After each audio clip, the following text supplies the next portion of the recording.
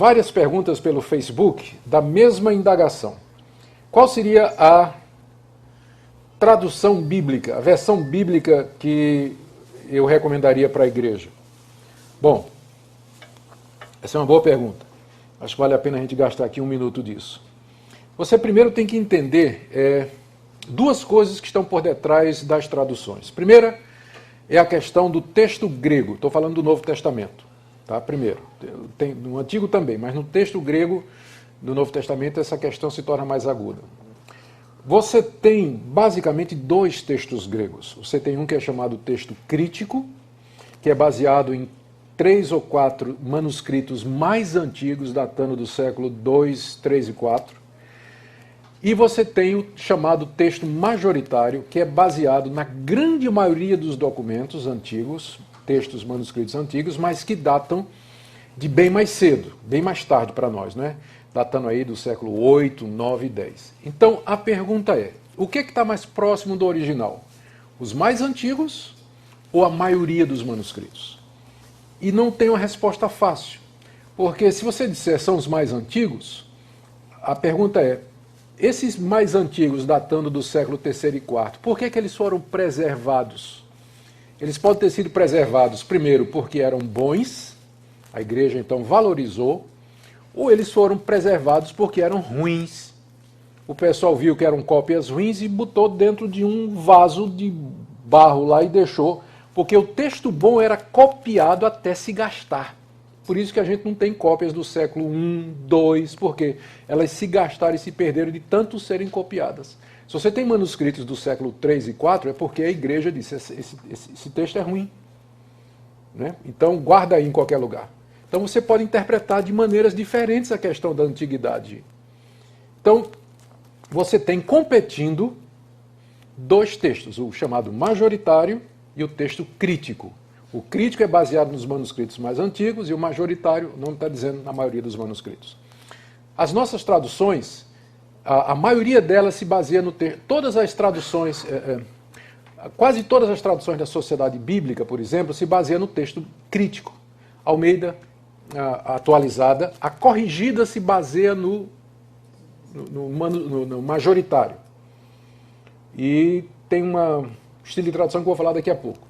A NVI no texto crítico, Bíblia da Linguagem de Hoje no texto crítico. Almeida Fiel, baseado nos olhos manuscritos, é baseado no texto majoritário. A Sociedade Trinitariana, baseado no texto majoritário. Então, você tem essa questão dos textos. No final, a diferença entre eles é mínima.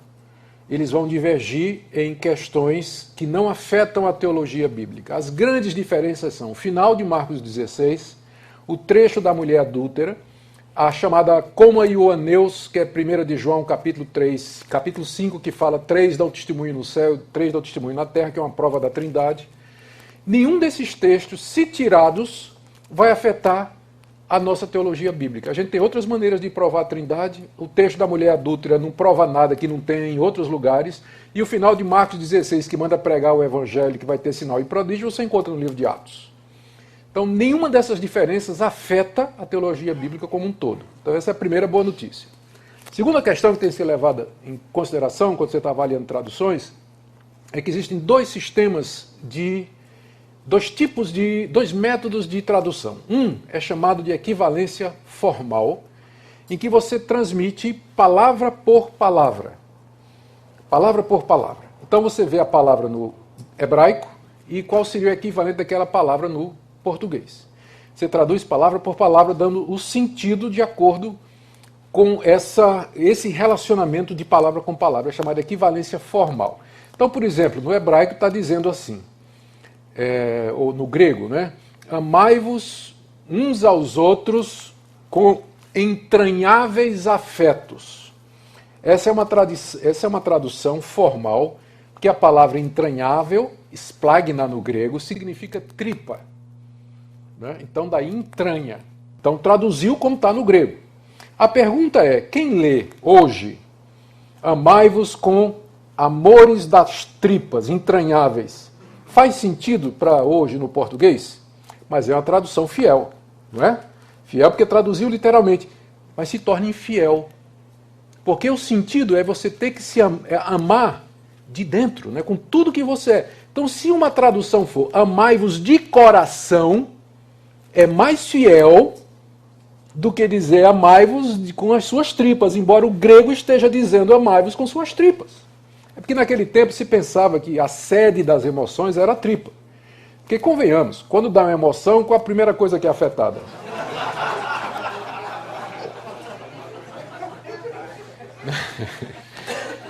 Foi mal, desculpa. Então, aí vem o segundo estilo de tradução, é chamada equivalência dinâmica. Você primeiro interpreta a frase no original e pergunta qual seria o equivalente dinâmico naquela língua. Não é palavra por palavra, mas o sentido. E aí, agora vamos lá. Equivalência formal, quem é que usa? Almeida corrigida, aquela antiga Almeida. Então ela é equivalência formal. Você vai encontrar entranháveis, você vai, por exemplo, encontrar nas versões mais antigas, Deus fortalece o meu chifre. Está lá no Salmo, porque diz literalmente. Mas só que chifre em hebraico se referia ao chifre do boi, que significava o quê? Força. Então uma tradução moderna diria, Deus fortalece a minha força, embora no hebraico esteja dizendo chifre. Então, a corrigida, vou falar sério já. Então, a corrigida, ela segue, entende? Ela traduz palavra por palavra, e eles dizem que isso é que é ser fiel. Não necessariamente. A outra tradução, ela possibilita paráfrase, e é aí que está o problema. Se você vai encontrar equivalência dinâmica, você pode ter uma Bíblia na linguagem de hoje, por exemplo, que é mais do que uma tradução, já é uma paráfrase. Ela procura dar, na linguagem bem popular, transmitir determinados conceitos. Só que aí você tem um problema do outro lado. Tem algumas palavras na Bíblia que elas estão prenhes de significado. Por exemplo, a palavra justificação. A Bíblia na linguagem de hoje traduz como aceitação. O argumento é que justificar não é um conceito que brasileiro está acostumado. A ideia legal de justificação. Sim, mas aceitar não é a mesma coisa. Né? Aceitar é um dos efeitos da justificação, porque Deus nos justifica, então Ele nos aceita. Não é a mesma coisa. Então a Bíblia na linguagem de hoje, no afã de evitar os problemas do texto, de traduzir literalmente, ela acaba indo para um outro extremo. É uma linguagem, é uma tradução boa em vários sentidos. Tem passagens na Bíblia da linguagem de hoje que eu acho melhor do que a Almeida, que é a NVI. Né? Os caras foram muito felizes em fazer isso. Mas como um todo você tem que ler com cuidado porque usa esse esquema de equivalência dinâmica. NVI tenta usar uma combinação das duas. Então eu diria assim, no extremo da equivalência formal, você tem a corrigida, Almeida, não é? E do extremo esquerdo aqui você tem a cabana. Cabana não, é a cabana, né? Não, a mensagem. A mensagem, não é isso? A cabana. Eu estou com a cabeça. A mensagem.